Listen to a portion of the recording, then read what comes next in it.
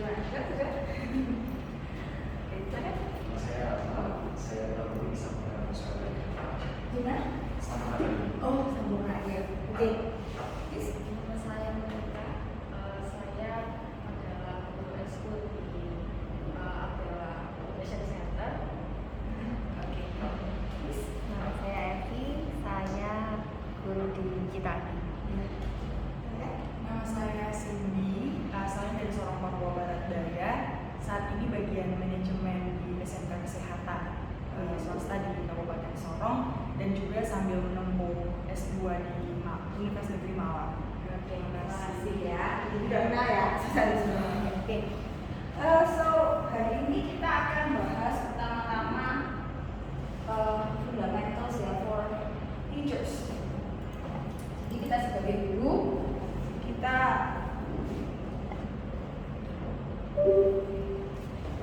paling nggak ngerti apa sih psikologi pendidikan itu. Ada yang juga pernah dapat psikologi pendidikan dulu mungkin S1-nya? Belum?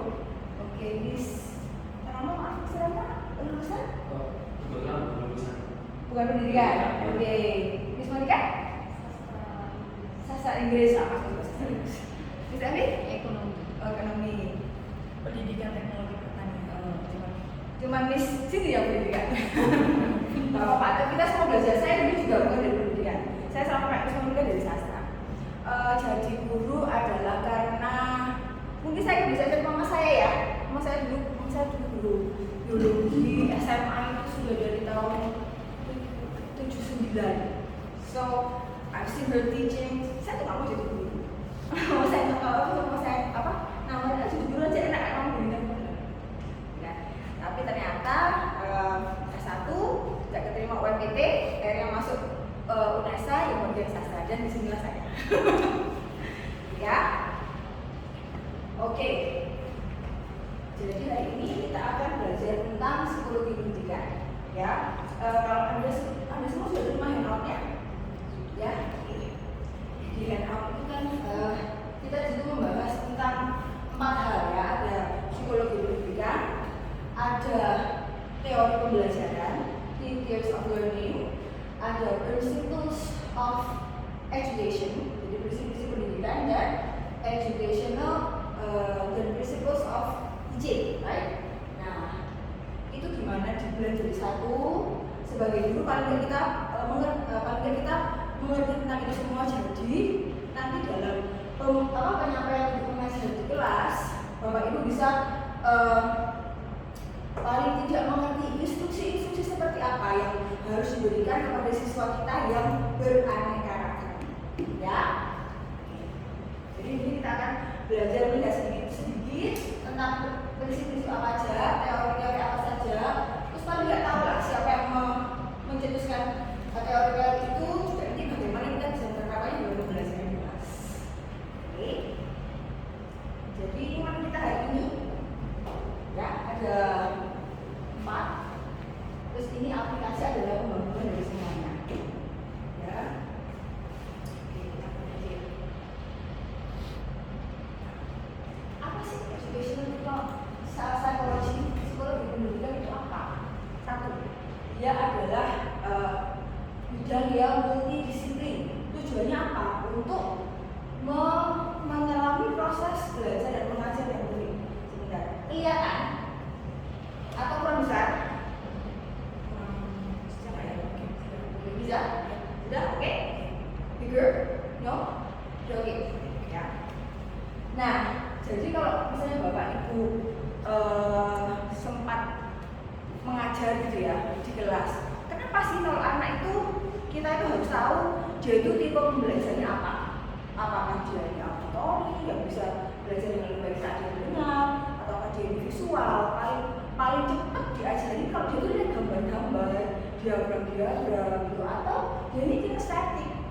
Kalau diikutkan kalau dilibatkan pembelajaran yang sangat aktif di kelas, misalnya kita kasih kegiatan-kegiatan itu dia sangat cepat belajarnya. Nah, itu semuanya kalau Bapak Ibu mengamati itu kita bisa mengambilnya itu biasanya dari psikologi.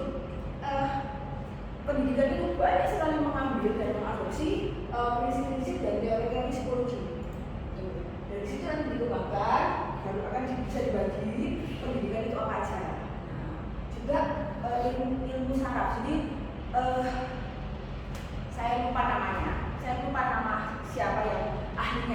James something. Jadi dia tuh meneliti, dia ini menang Nobel ekonomi, bukan pendidikan tapi ekonomi. Dia meneliti anak umur 0 sampai 5 tahun itu kenapa orang tua itu harus menginvestasi pendidikan mereka, memberikan mereka pendidikan yang baik, di sekolah yang baik, di masa yang baik. Kenapa?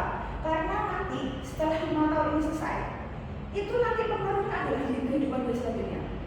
Jadi judul itu benar sama ini, sama orang ini. Jadi umur 0 sampai umur 5 yang paling dahsyat anak umur 19 itu adalah saat dia umur 3 tahun. Itu otaknya sama dengan anak SMA yang belajar untuk ujian. Jadi kecepatannya sama. Nah itu dia dipelajari dari saraf-sarafnya ini. Ya. Dan sekarang kalau kita lihat itu semua kan sangat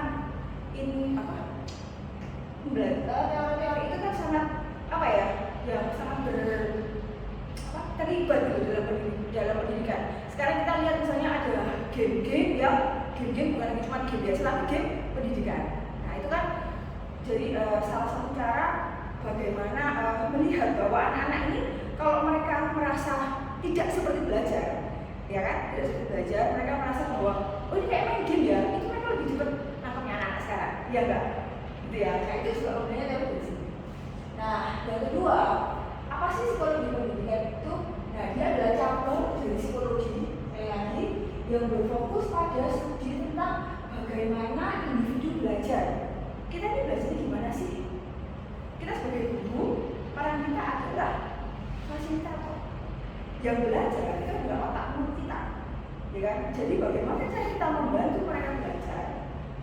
Ya, itu adalah dipelajari di sini, ya kan? Kalau murid kita belajar, mereka belajar yang belajar kan yang bisa otak mereka kan? Kita cuma memberikan fasilitas apa? Suasana belajar dibentuk suasana belajarnya supaya mereka ini merasa nyaman, supaya mereka bisa belajar dengan lebih baik. Itu tahu dari mana? Dari misalnya kan kita belajar tentang tipe-tipe anak, tipe-tipe pembelajar, ya kan? Terus ada lagi, kalau pernah dengar Howard Gardner Multiple Intelligence, pernah dengar? Ya. Di bahasa Indonesia kita bilang kecerdasan majemuk. Howard Gardner yang di 8 itu. Tuh, itu juga adalah salah satu cara dari kita sebagai guru tuh bisa memahami anak-anak ini cara belajar kayak gimana sih. Nah, dari begitu kita tahu, kita baru bisa membuat rancangan-rancangan pembelajaran yang nanti pada akhirnya bisa membantu anak-anak belajar dengan lebih baik. Yang terakhir, psikologi pendidikan bertujuan untuk meningkatkan hasil pendidikan bagi individu dan kelompok. Jadi di bidang ini terus dilakukan penelitian, ya kan? Nah sampai dulu zaman kita sekolah, ya kita pokoknya kalau gurunya ngomong apa, ya sudah kita turut, gitu kan? Ya setelah berjalan seiring waktu, generasi milenial itu tidak bisa begitu kan, ya kan? Kita ada berbagai macam cara, ya kan? Terus ada yang lewat game, kayak modelnya kuisis, kahut, apa itu. Terus habis itu ada lagi kita modelnya kayak pembelajaran itu nggak bisa kita berdiri di sini, mereka langsung belajar mendengarkan kita aja, itu nggak bisa. Ya kan? Kita ada yang modelnya kalau Anda mengikuti partnership 21st century yang dikeluarkan sama perusahaan-perusahaan raksasa dunia itu, mereka sudah menetapkan ada beberapa skill-skill yang anak-anak itu zaman milenial ini mereka harus kuasai. Salah satunya adalah apa? Cooperative learning, critical thinking itu harus. Jadi mereka harus bisa kerja sama orang lain, harus bisa berpikir secara kritis. Nah itu latihannya dari mana ya? Di sekolah. Ya. Nah itu kita sudah nggak bisa lagi. Kita mau di sini anak-anak itu yang mereka menggunakan wahana itu. Ya nggak bisa, mereka sudah bisa. Otaknya mereka bersama otaknya kita. Jadi jawaban saya itu mereka lebih yang sesuatu itu harus bisa dipegang, harus bisa dirasakan, harus bisa ada di mata pokoknya. Kalau enggak, karena sangat sulit mereka belajar. Dan itu nggak cuma dari level out ya. Saya ngajarin SMP pun gitu. Jadi paling enggak mereka harus terlibat. Kalau dulu kan gurunya yang terlibat dulu ya. Kita menyampaikan materi pokoknya gimana, terserah cara pokoknya sebelumnya, tapi kamu harus ngerti. Kan kita harus ngerti. Harus kita tahu gimana caranya supaya mereka ini enjoy belajarnya dan mereka bisa mengerti. Nah itu tantangan buat guru zaman abad 21. Udah selesai saya berdua kan. Oke, so any questions? Ya, ini kita intro dulu ya. Nah, terus ya. Oke, kalau saya mau yang cepetan, boleh dibeli terus ya. Saya soalnya nggak sadar. Oke, nah kita lihat. Nah, dasar-dasarnya apa? Itu katanya.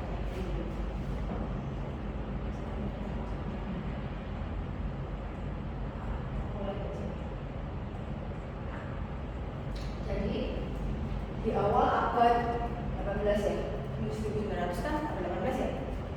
Nah itu ada orang namanya Thorndike. Dia orang bikin buku. Pertama kali di abad ke-18. Itu kan abadnya waktu revolusi industri ya kalau nggak salah. Nah di mana-mana terjadi hal-hal yang baru. Si Thorndike ini menerbitkan Educational Psychology khusus satu. Dia top. Nah ini menjadi landasan untuk pendekatan behaviorisme dalam pendidikan, terutama yang berkaitan dengan stimuli dan respons. Kalau mungkin Bapak Ibu pernah dengar percobaannya Pavlov yang dia anjing itu distimulus pakai lonceng. Waktu dia dengar lonceng itu ada makanan, jadi dia bisa makan. Setelah beberapa kali anjing itu akan belajar bahwa kalau lonceng itu bunyi dan saya dapat makan.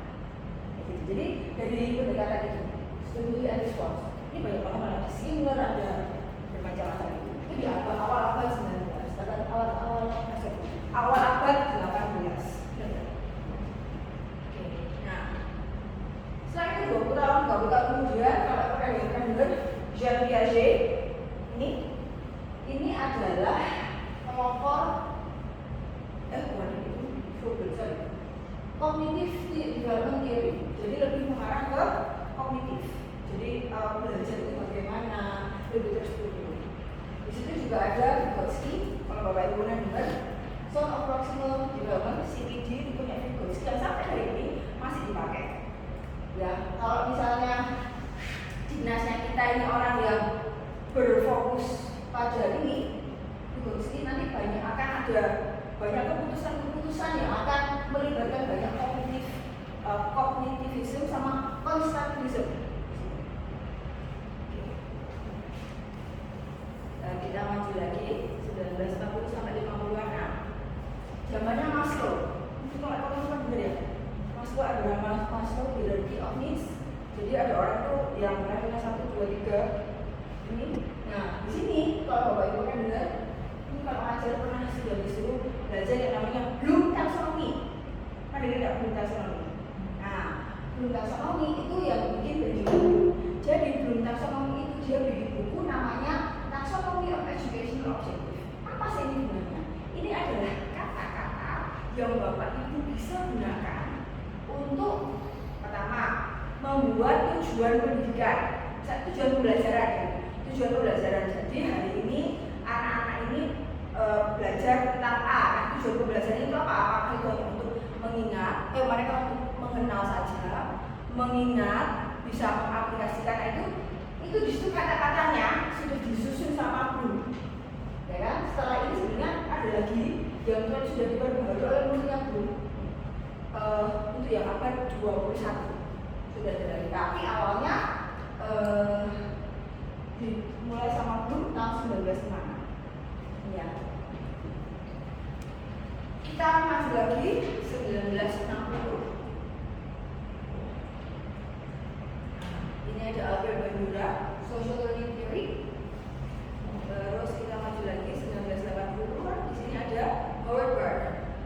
Yang kita kenal dengan kecerdasan majemuk atau multiple intelligence. Dan multiple intelligence dipakai banyak sekali di banyak tempat. Terus masuk di hadis dulu. Oke. Ada kecerdasan, pokoknya matematika, spasial, bahasa, fine motor, gross motor, sosial, ada 7 banget. Jadi berdasarkan itu semua, guru bisa menetapkan tujuan-tujuan pembelajaran. Next, tahun 2000 sampai sekarang ada yang pernah dengar growth mindset? Growth mindset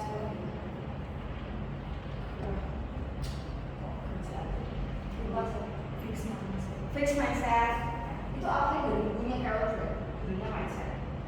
Jadi mindset apa? Jadi orang itu harus punya mindset tertentu supaya dia bisa masuk great. Saya lupa singkatannya. Kita udah mulai sama mindset. Great itu dari GIT, great. GRIT, great ya. Itu udah mulai dari mindset.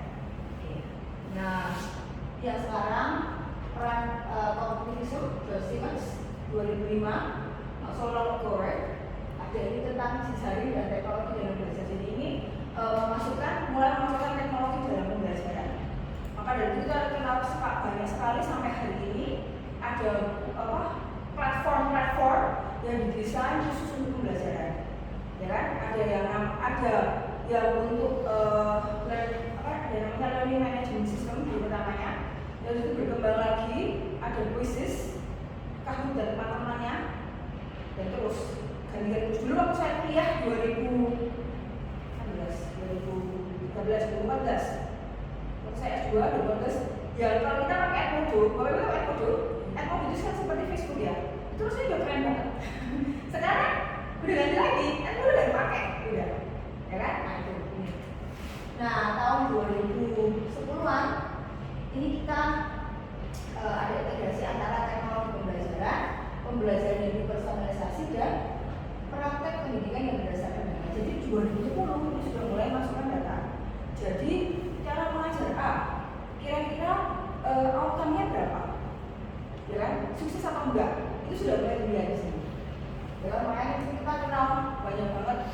Kalau sekarang pun kalau masuk platform kayak Quizzes, dulu pertama kali saya masuk Quizzes 2015, saya pakai itu cuma ada gamification. Jadi gamification itu sebuah platform yang disusun seperti kalau anak-anak mengerjakan soal-soal seperti mereka main game online, ya itu. Sekarang sudah enggak, khusus sudah berkembang. Anda bisa pakai khusus untuk buat apa? Lesson plan, untuk buat apa? Tes, untuk buat macam-macam. Dan data yang keluar dari situ, Anda sudah nggak usah hitung lagi, sudah proses semuanya, Anda tinggal pakai. Dan bagaimana saya rasa banyak platform yang menawarkan. Nah sekarang dalam 2020-an itu sudah mulai masuk neuroscience. Neuroscience itu jadi cara otak bekerja. Ya kan mereka banyak membahas tentang itu. Jadi itu dikaitkan dengan pembelajaran. Nah ini sekarang berpengaruh. Jadi ya kayak yang saya bilang tadi, 0 sampai 3 tahun itu belajarnya sama kayak SMA. Nanti pada saat mereka turnover umur 13, itu otaknya balik lagi kayak umur 3. Jadi semuanya itu jadi baru. Makanya kita dengar ya anak-anak remaja itu, kalau misalnya mau diajak, ayo tawuran jalan, ayo apa namanya kebutuhan jalan, betul itu. Mereka mulai belajar untuk ini di otaknya belajar untuk sesuatu yang baru lagi, bukan baru lagi. Itu mempengaruhi praktek-praktek kita mahasiswa. Oke, so far any questions? Gak ada? Ya, jadi educational psychology itu dasar-dasarnya. Nah, sekarang kita teruskan. Jadi di psikologi pendidikan itu ada beberapa hal-hal yang jadi kunci. Kita harus tahu kenapa, karena ini akan membantu Anda sebagai guru untuk untuk membantu anak-anak belajar lebih baik. Yang pertama, teori belajar. Jadi sebagian besar teori belajar yang dipakai itu menggunakan behaviorisme, kognitivisme, dan konstruktivisme. Ada yang kita bahas mendalam di pembahasan ini ya. Nah, teori belajar ini digunakan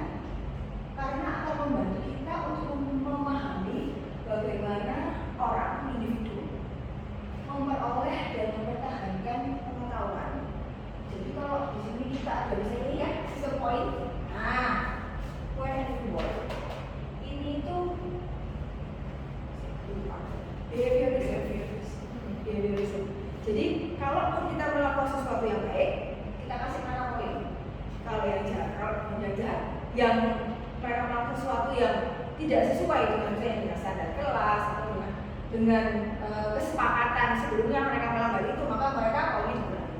Kayak gitu. Ya. Salah satu contoh ada banyak. Ya. Kemudian kita juga harus mengerti psikologi perkembangan. Jadi anak umur, kebetulan di sini kami punya preschool. Jadi umur 0 sampai 1 sampai 2 tahun itu standar apa saja yang harus dipenuhi. Kebetulan untuk preschool sampai TK kami pakai yang namanya multiple intelligence. Jadi standar apa pembelajaran yang harus dicapai itu berdasarkan multiple intelligence. Jadi ada 8 poin tadi. Jadi misalnya matematika untuk anak TK misalnya 4 sampai 5 tahun harus bisa mengenali dan menghitung sampai 20 sudah. Kalau dia bisa lebih dari itu, oke. Tapi kalau dia bisa memenuhi standar, oke. Kalau dia di bawah itu, nah gurunya harus bisa keras. Kalau enggak 0 sampai 20 dia lagi. Ya. Terus anak TK itu harus bisa mengetahui alamatnya. Kenapa? 1. Ya, kalau dia tahu alamatnya, nggak minta ya, tapi just in case dia kesasar. Dia bisa minta tolong sama orang, aku pulangin di sini, tolong aku diantar ke alamat ini, rumahku di sini, ya. Jadi ada beberapa standar tertentu. Jadi kita tahu kalau ngasih instruksi sama anak-anak TK atau anak-anak preschool itu harus 1 atau 2 kata. Ya, kalau TKB mungkin bisa 3 kata. Tujuan kemudian. Terus kalau kita tulis untuk anak TKA itu tidak boleh pakai huruf kecil. Mereka bukan nggak ngerti ya, tapi belum sampai di situ. Huruf kecil itu baru TKB. Jadi kalau hurufnya gede-gede kayak gini, start itu mereka ngerti.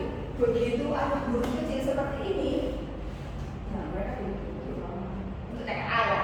Kalau TKB, apalagi persiapan untuk SD, mereka udah bisa ngerti. Itu standar-standar yang kita bisa ambil dari sini. Ya, jadi kalau kita tahu psikologi perkembangan, anak umur berapa sampai berapa itu harus gimana menyikapinya. Nah, itu karena psikologi perkembangan membantu kita untuk memahami bagaimana kemampuan dan preferensi belajar berubah seiring waktu. Jadi kalau misalnya di SD dulu kelas 1, si A ini lebih, dia pakai gambar, berjalan lagi dia berarti. Begitu nanti dia kelas 4 atau kelas 5, dia lebih bisa memahami kalau kita terangkat dulu suara atau ini. Ya, itu bisa berubah karena ada diri sendiri, ada lingkungan yang melalui juga. Nah ini selanjutnya proses kognitif. Proses kognitif itu mengikuti proses mental seperti memori, perhatian, span of attention, ya, problem solving. Gimana kalau kita kasih dia masalah atau dia menemukan masalah, bagaimana cara dia memecahkan, kan harus bisa, ya. Atau saat dia mengambil keputusan, saat kita mengambil keputusan. Jadi memutuskan untuk melakukan A atau B itu semua berhubungan dengan proses kognitif, proses berpikir. Ya, kenapa kita perlu tahu? Ya kan? Karena supaya kita bisa memberikan instruksi dan waktu kita mendesain kurikulum, waktu kita bikin lesson plan, waktu kita dikasih lesson plan, kita bisa menilai untuk anak umur SD ini sudah bisa, tapi nggak bisa kalau untuk anak SMP, because you know the cognitive process. Oke, pertanyaan sebelum saya teruskan. Jelas. Just stop me if you wanna say something, ya. Oke. Yang keempat itu adalah motivasi dan keterlibatan. Ini membicarakan tentang faktor-faktor yang mempengaruhi motivasi dan keterlibatan dalam belajar. Kita kalau Bapak Ibu sudah pernah punya pengalaman mengajar, itu kan kadang-kadang waktu kita mengajar di kelas ada anak-anak yang kadang-kadang malas banget gak bisa ikut kegiatan ini. Kita ikut kegiatan, kita misalnya ngadain eksperimen gitu ya, begitu di bagiannya dia itu malas banget, sila apa nggak mau, sila ini nggak mau, gitu kan? Ada anak yang seperti itu. Itu kita harus melihat motivasi mereka. Jadi apakah motivasi yang mempengaruhi tindakannya itu berasal dari dalam atau intrinsik atau berpengaruh dari luar. Misalnya waktu kita nerangin kok cuma ngomong aja, mereka emosi. Itu dan dia akhirnya malas belajar kan? Aku sih sekali ngomong terus bosan aku, ya kan? Jadi gitu kan? Nah itu berarti kan faktornya dari saya. Berarti kalau saya tahu itu, berarti apa yang bisa saya lakukan? Saya harus berubah caranya. Entah itu mau saya bawa keluar, entah itu mau saya jadikan kerja kelompok, kolaboratif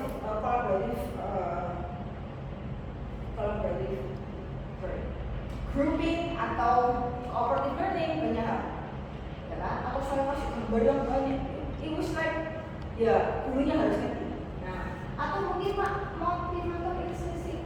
Kadang-kadang kalau saya ngajar kelas 1 di kelas itu kalau habis olahraga selalu lemes semua. Miss capek. Kalau saya suruh nulis, mesti ngomongnya Miss capek gitu. Ya, jadi saya kayu ya, gitu kan? Jadi kita harus tahu gitu kan bagaimana cara untuk menginginkan. Jadi maksudnya dia capek, dia bisa lihat atau ternyata. Saya nggak perlu harus paksa dia, ayo Miss. Ya, nggak bisa. Tapi kan maksudnya tes tak detik apa namanya?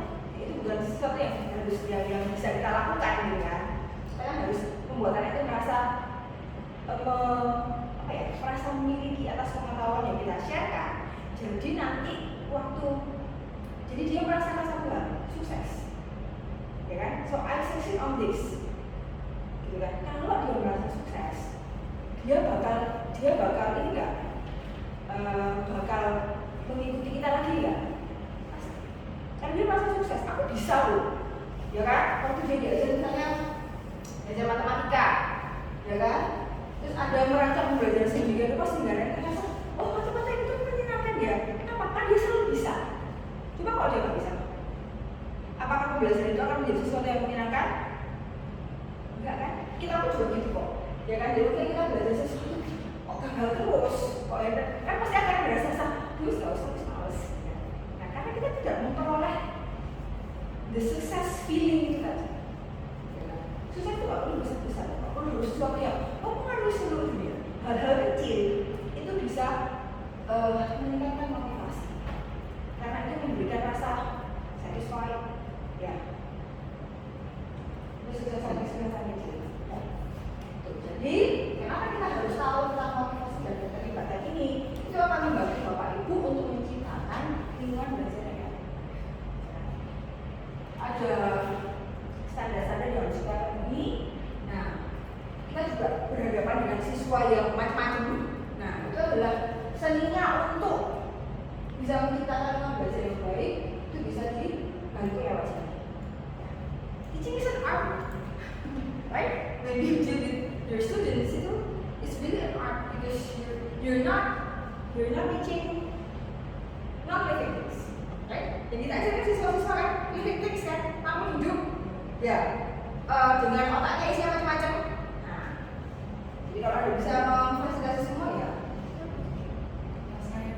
Yes. Mungkin saya tertarik bagian meningkatkan strategi instructional dan desain kurikulum. Mungkin nanti bisa kalau berkenan bisa diperdalam bagian situ karena terkadang cara kita guru untuk bisa merubah atau merombak dan meramu kembali strategi pembelajaran yang baik itu seperti apa sih yang efektif ke anak-anak? Iya. Nanti kita di belakang ya, tadi ya. So far ada lagi pertanyaan? Ya. Masih ada 4 lagi. Oke. Sekarang kita masuk. Kita juga harus tahu tentang assessment and evaluation. Ya, ini jadi mengembangkan dan meningkatkan assessment dan metode assessment. Kita sebagai guru, kita ngajar, kita kan harus tahu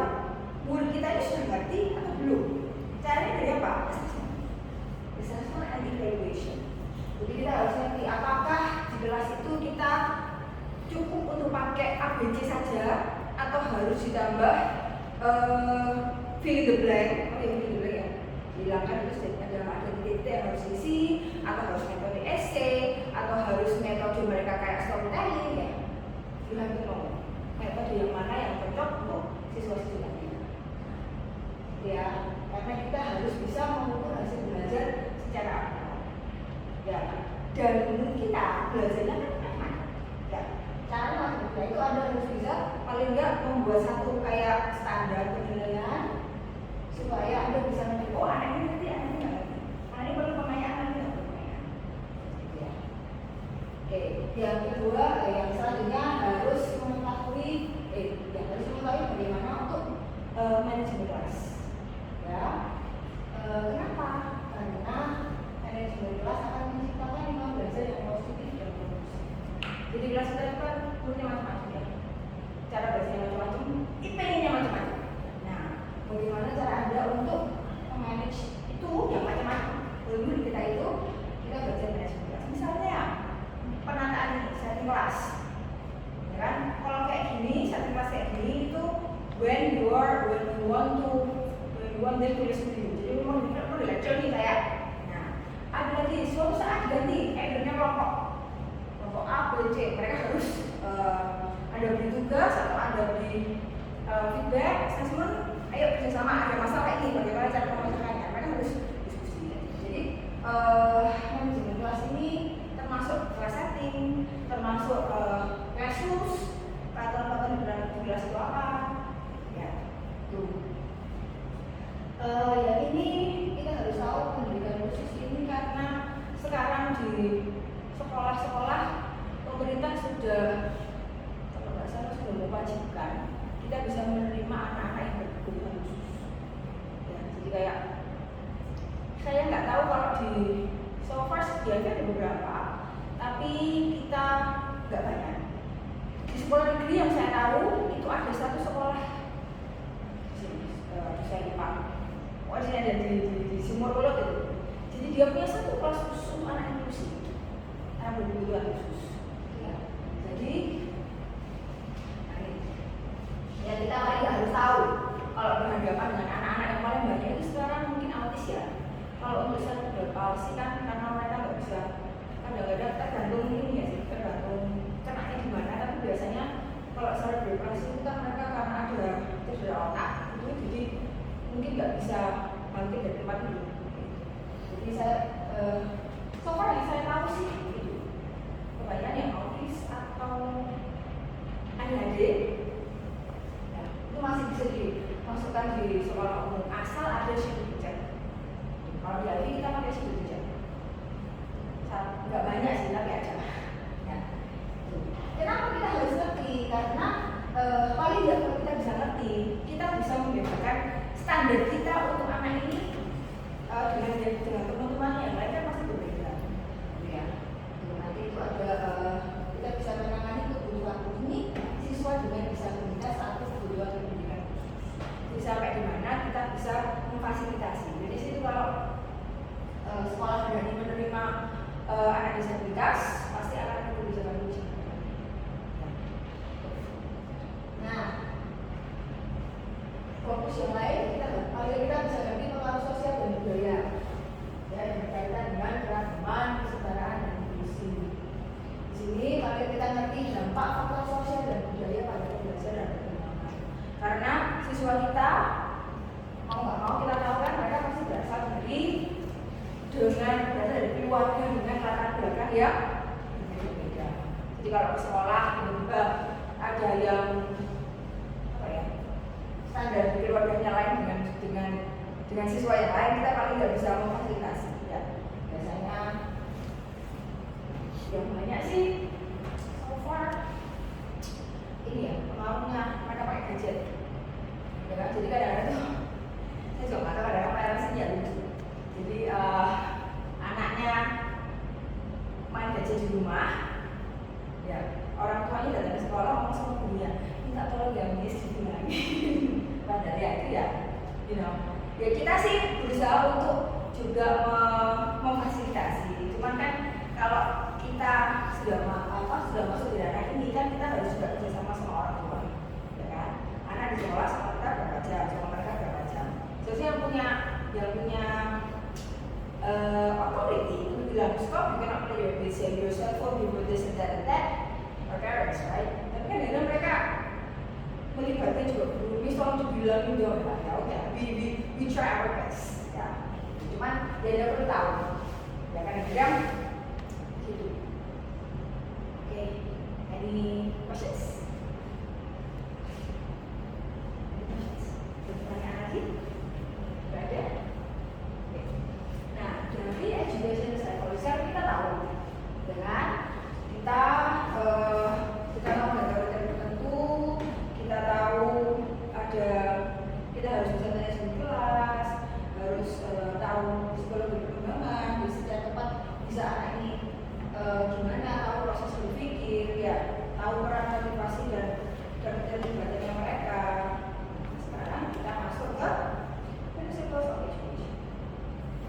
Jadi dari situ semua dari tadi yang education psychology kita bisa masuk ke principles of education. Ya. Jadi prinsip pendidikan adalah satu, kesetaraan dan keadilan. Siapapun berhak mendapatkan pendidikan. Ya. Terus perkembangan holistik, kita harus tahu secara menyeluruh itu perkembangan anak ini. Ini yang perlu ditanamkan. Pembelajaran seumur hidup. Ya, makanya IB motonya instill the lifetime love of learning. Lifetime love of learning ini long life learning. Sampai kapanpun kita pasti belajar sesuatu yang baru. Ya, setua saya pun saya masih belajar, ya kan? Belajar ini stop kalau kita sudah nggak ada, ya kan? Walau kita itu. Jadi kita harus memberikan anak-anak ini pengertian bahwa kita bisa learning itu terus. Nah, ini akses dan inklusi itu anak-anak yang berkebutuhan khusus, mereka juga harus dipenuhi kebutuhannya untuk akar pendidikan. Ini sekarang ini kan zamannya ini kan individualisasi dan diferensiasi. Karena murid-murid kita itu berbeda, kan?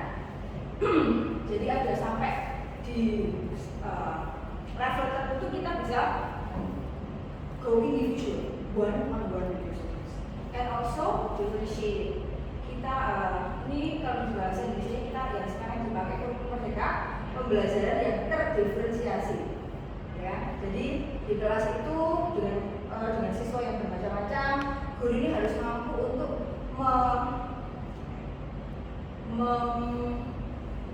memberikan instruksi yang berbeda-beda kepada setiap kelompok anak sesuai dengan kebutuhan, bukan? Ya, bisa tenang aja. Ya, terus ini kita harus mengajarkan mereka juga untuk berpikir kritis dan memecahkan masalah. Ini sangat ditekankan karena ini yang sekarang sudah mau ditanya, mereka harus bisa. Milenial ini harus bisa ini. Ya, kalau di zaman saya sekolah dulu 80s, 90s itu enggak, gitu kan? Kita kan tidak di saya sih waktu zaman saya itu ya guru yang ngomong apa ya kita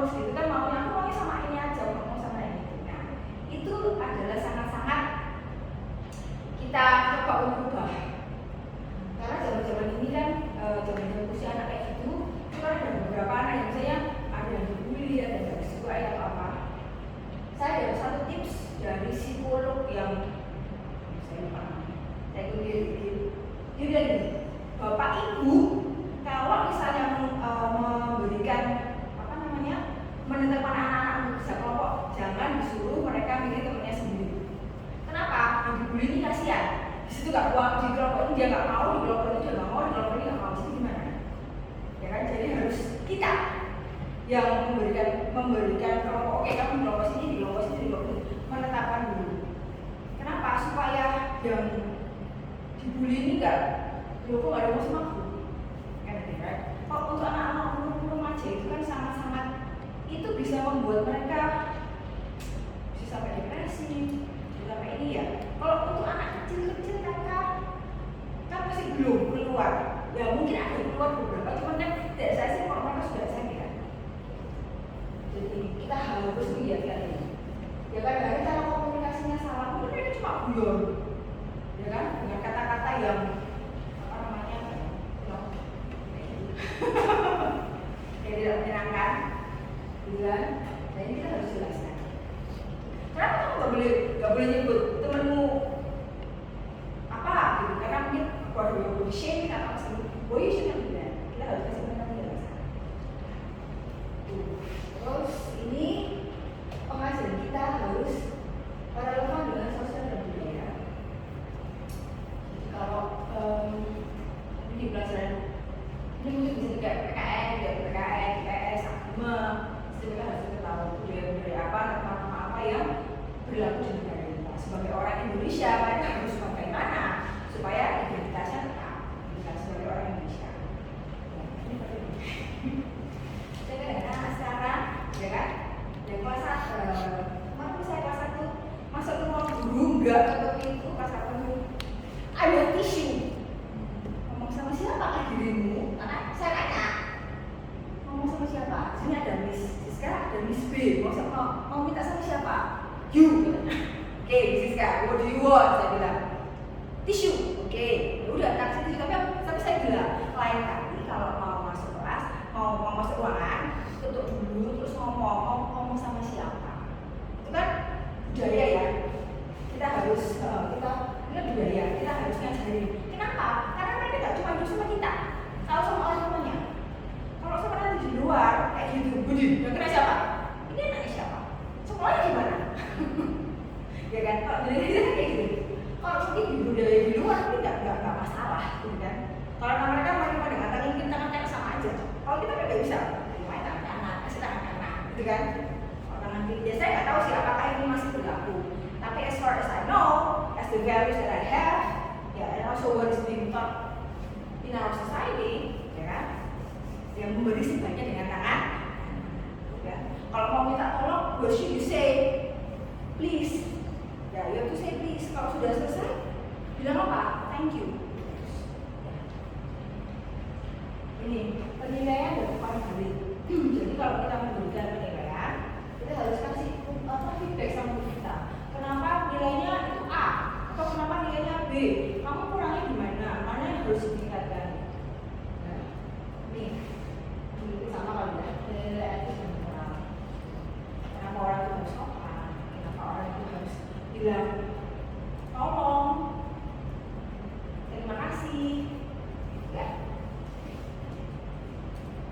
Oke. So any questions?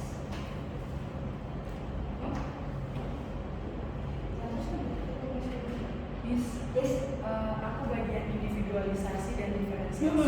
Sejauh ini kan yang kita dengar itu memang sudah terdengarnya itu diferensiasi, differentiated learning ya dengan kurikulum merdeka. Tapi saya baru dapat insight hari ini juga bahwa individualisasi itu tetap masih perlu diberikan kepada siswa. Mungkin nanti dalam pembelajaran kita bisa lihat situasi-situasi seperti apa yang memang tetap akan individu dan individualisasi. Jadi kalau individualisasi ini memang tidak individualisasi itu dalam arti kita kan punya benchmark. Jadi misalnya untuk anak umur SMP misalnya di area apa itu dia sudah menguasai ini, sudah mempunyai standar ini. Jadi kita punya standar kan di kurikulum itu mereka harus sudah menguasai apa. Nah, waktu dia tidak bisa menguasainya, apa tindakan kita? Biasanya kalau di kurikulum-kurikulum yang lalu itu kan pengayaan, ya kan, reteach kayak gitu. Nah, kita perlu dilihat pengayaan itu model seperti apa, reteachnya itu model seperti apa. Apakah itu sudah memenuhi, apakah itu sudah sesuai dengan gaya dia belajar? Kalau tidak sama aja, ya kan? Nah, itu lebih ke situnya guys. Jadi biasanya ini nggak banyak ya, 1 atau 2 anak sih yang individualisasi kayak gitu. Ya.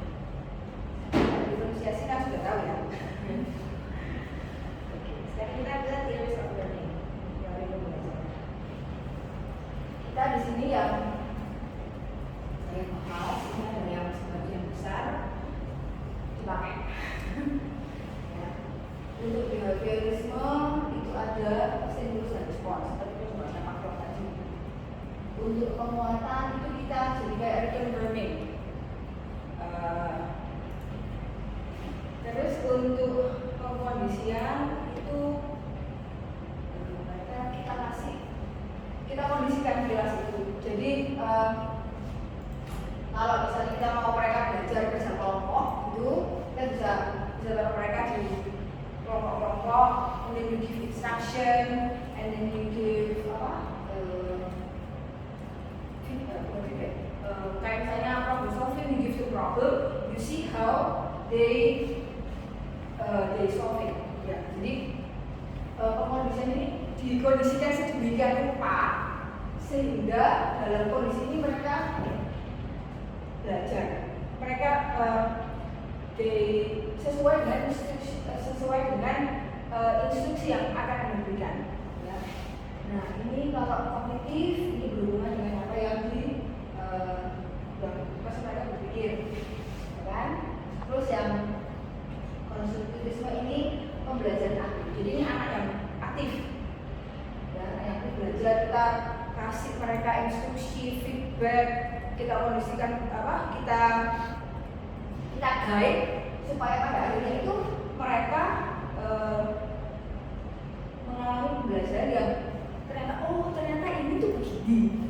Dengan kayak saya bilang tadi kan, the success.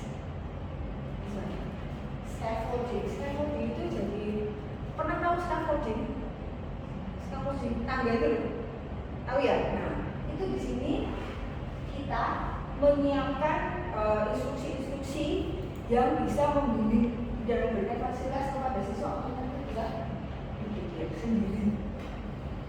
Kayak gitu. Karena kita nggak bisa kan, maksudnya kita melihat otak siswa kita berpikir itu gimana, nggak bisa. They have to do it by themselves. We facilitate. Ya, apa dosa untuk guru is no longer the sage or the source of information. Kita ini bukan lagi sumber informasi. Posisi kita sudah digantikan oleh siapa lagi? Ya kan? Nah, yang tidak bisa digantikan oleh Google adalah posisi kita sebagai fasilitator. Karena setiap anak kan dengan ada perkembangannya masing-masing, ya kan? Kita memfasilitasi, meng-guide mereka. Google is a very big library. You can find everything there, ya kan? Tapi sampai di mana anak itu harus berhenti sesuai dengan usianya. Itu kan tugasnya guru untuk membimbing mereka. Jadi to some certain level, misalnya kalau kamu sudah sampai di level A, ya berhentilah di level A karena kamu sesuai dengan umurmu. Level B nanti tunggu kamu sampai benar-benar siap untuk masuk level itu. Gitu. Sekarang ini kan kita dibanjiri banget ya media sosial, konten-konten. Nah, itu gimana artinya boleh nggak? Ya boleh aja, apa sah-sah aja. Cuman kita mesti tahu kalau yang sudah anak kayak saya gitu. Itu kan mereka tuh sangat, ini kan seperti sponge gitu. Saya itu sampai detik itu anak saya bilang, tidak semua hal yang kamu lihat di media sosial, TikTok, IG, YouTube itu adalah hal yang benar. Kenapa? Dia cepat tuh. Kata-kata, wes jauh baik, guru apa segala macam.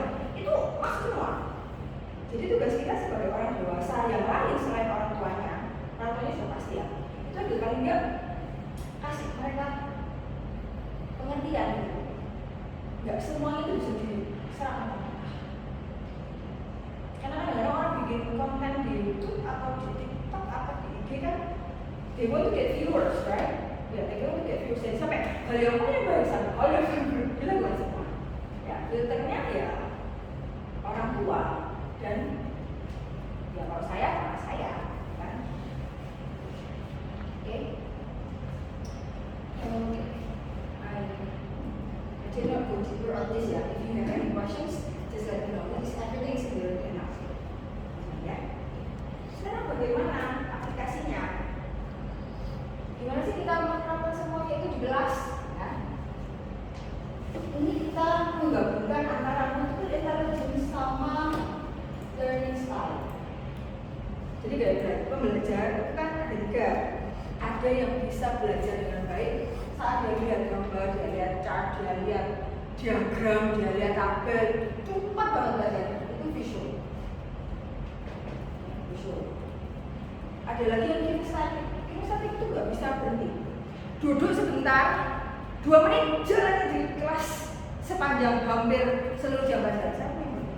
Saya beri kesan, kamu di sini ada durinya di bakunya. Nggak bisa duduk. Verbal linguistik. Jadi dia bisa belajar dengan baik kalau dia mendengarkan orang ngomong, auditori. Ya. Ini kalau dia verbal linguistik, dia bisa nulis essay. Yang dia belajar ini 3 pokoknya: visual, auditory, sama kinestetik. Nah ini kan digabungkan dengan multiple intelligence. Ya, multiple intelligence itu ada orang yang benar-benar pinter. Itu macam-macam skillnya. Ada yang fine motor, ada yang cium-cium, jahit, apa, sangat pinter. Ada yang gross motor, kalau disuruh olahraga nomor 1. Ada yang sosial, jadi sama orang itu pinter banget, ya kan, sosial. Ada lagi yang language, kalau disuruh ngomong, kalau disuruh ngomong, semua yang berhubungan dengan language dia sangat-sangat pintar sekali. Ada yang sangat pintar sama matematika, math. Ada lagi yang spatial, jadi kalau dia masuk, jadi kalau misalnya dia lihat yang bangun ruang, 3D apa segala macam itu, gak ada yang lain gitu pokoknya. Ya, ini sekarang kita masuk ke masuk setelah biasa lupa. Pokoknya ada 7 itu. Nah itu digabung dengan ini, jadi ada anak-anak yang bisa ada yang verbal linguistik. Ya. Jadi apa yang bisa kita lakukan? Nah, ini contoh-contoh misalnya dalam satu pembelajaran itu tentang topik misalnya sejarah yang visual, jadi kita nggak kasih mereka udah semuanya bikin gambar. Karena apa? Karena menurut kita berbeda-beda kan. Oke, jadi kalau misalnya kamu merasa lebih gampang membuat timeline, bikinlah timeline di situ. Atau kinestetik, dia menggambarkan peristiwa sejarah. Dengan mungkin dia mau act jadi Bung Tomo, mau act jadi Pak Karno, kayak gitu kan. Tuh, boleh. Verbal linguistik, mungkin dia bisa nulis reflection essay, reflective essay. Dia nulis essay. Jadi pada tahun ini terjadi ini dia nulis. Kalau lagi ada misalnya auditori, jadi dia kan belajar lewat pendengaran. Nah, waktu dia nanya dia mendengarkan dengan baik. Ayo ceritakan lagi ulang. Apa sih tadi yang diceritakan sama Miss atau sama Misternya? Ya, jadi bervariasi, menyesuaikan dengan gaya belajar dan kebutuhan khususnya. Yang kedua, kita bisa pakai behaviorism sama management class management tadi. Ya, ini di sini contohnya sistem token. Jadi anak-anak itu kalau berbuat hal yang baik, perilaku positif, mereka dapat token, ya kan? Nilainya terserah. Waktu mereka melakukan sesuatu yang negatif, tokennya tidak dapat. Nah nanti di akhir tahun, misalnya kalau kami akhir tahun ajaran, itu token itu dikumpulkan, kita siapkan kayak hadiah apa? Hadiahnya kecil atau misalnya kamu berhak untuk misalnya main apa atau melakukan sesuatu yang dia suka selama berapa menit. Hak istimewa, privilege. Ya. Ini kita kemarin habis tukar poin. Ada kita tuh kayak kasih hadiah anak yang lucu-lucu, yang lucu, yang murah, kita suka banget. Gitu ya. Jadi kita kan nggak pernah tahu ya kan. Kita pikir wah mainan kayak gini pasti mungkin nggak sebagus mainan mereka di rumah. Tapi mereka suka loh. Jadi kita nggak pernah tahu. Ya. Dengan pengetatan sistem token ini bisa membuat manajemen kelas lebih baik. Jadi bukan mereka kan bercenderung akan memilih berperilaku positif daripada negatif. Karena apa? Kalau positif aku udah token, kalau negatif aku ada token. Kan? Ini contoh aja. Behaviorism kan? Jadi stimulus dan respons. Terus ada lagi nih, constructivism sama cognitive. Biasanya ini di sains, lebih gampang. Lihat. Itu juga bisa paling lain. Kita bisa kasih mereka eksperimen nanam seed misalnya benih. Nanti kita minta mereka mengamati perubahannya. Terus apa terus apa yang terjadi, didokumentasikan di data. Ini kita membantu mereka untuk berpikir secara operasional yang bisa dilakukan. Terus menggunakan konstruktivisme dan kognitivisme. Ini differentiated learning instruction. Ya, jadi kalau di differentiated learning, pembelajaran yang terdiferensiasi itu kan kita tidak boleh, kita hendaknya tidak memberikan anak itu satu tugas untuk semua. Kita harus lihat si A ini lakukan sampai apa, si B ini lakukan sampai apa. Maka dari itu terkadang menyiapkan pembelajaran yang terdiferensiasinya enggak in between code repot, ya kan? Karena kita harus lihat nanti yang di kelompok enggak kan gini. Kita bisa menyiapkan 3 aktivitas, ya kan? Yang A ini untuk yang misalnya masih belum paham, ya kan? Yang B misalnya untuk yang sudah paham standar, gitu ya. Nah, yang C ini kalau mereka sudah di atas tingkat pemahamannya sudah lebih jauh, ini harus menyiapkan kegiatan. Jadi semua kebutuhan siswa itu tercatat. Yo, siapa juga itu? Yes, kok misalnya, udah, ini sudah.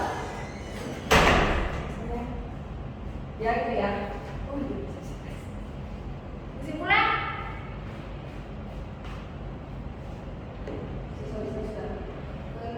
Ya, jadi itu yang harus kita lakukan. Kita paling harus memahami gaya belajar, memilih metode pembelajaran yang tepat, menerapkan differentiated learning. Jangan lupa pakai teknologi.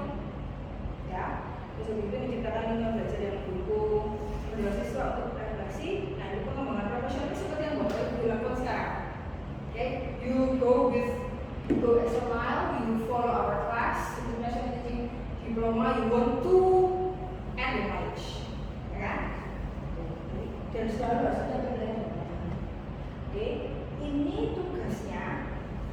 Silahkan difoto. Tidak ada tugas hari ini. Saya akan beberapa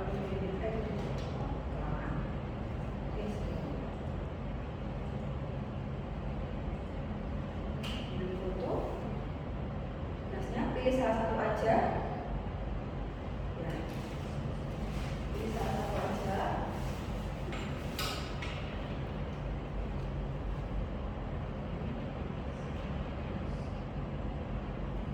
Ini dikirimkan ke sini ya. Bentuknya PDF aja ya. Berapa? Berapa? Paling mana? Paling minggu depan